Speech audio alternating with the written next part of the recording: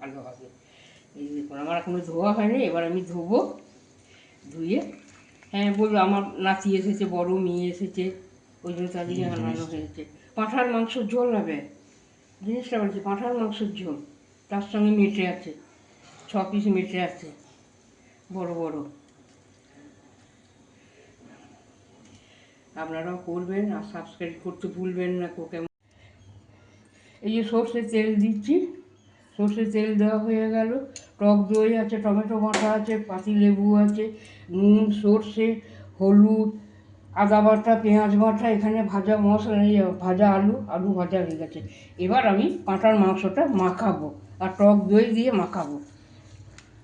টক দই দেবো একটু, আগে এটা মাখিয়ে নিই, এটা মাখাতে থাকবে।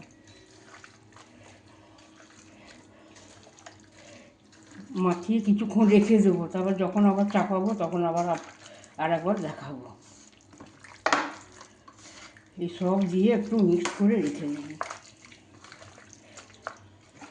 আপনারাও এরকম ধরে মাখাবেন, খাবেন, করবেন আর সাবস্ক্রাইব করতে আমাকে ভুলবেন না, দেখতে ভুলবেন না, কেমন হলো সেটা দেখতে ভুলবেন না, লিখে পাঠাবেন আমার রান্না আপনাদের পছন্দ হয় কিনা।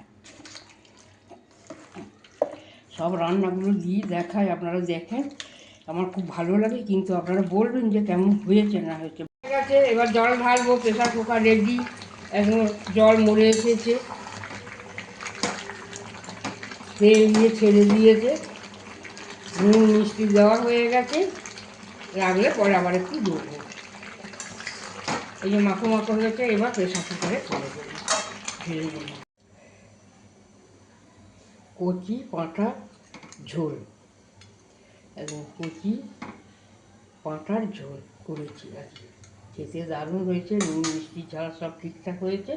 এবার আমি যেটা দেবো, গরম মশলাটা দিয়ে দেবো, আর কিছু দিতে হবে না, আর কিছু তো লাগবে না, সব যদি ঠিক হয় আর কিছু লাগিয়েছি, অল্প দিতে হবে, কারণ আবার খাবে না অনেকে, বলবে যে বেশি হলে খেতে চায়। একটু ফুটিয়ে নেবো, দিয়ে বাটিতে বাটিতে সব ঢালবো। আমি আবার একটু ফুটিয়ে না নিলে প্রেশার কুকার থেকে খেতে পারি না।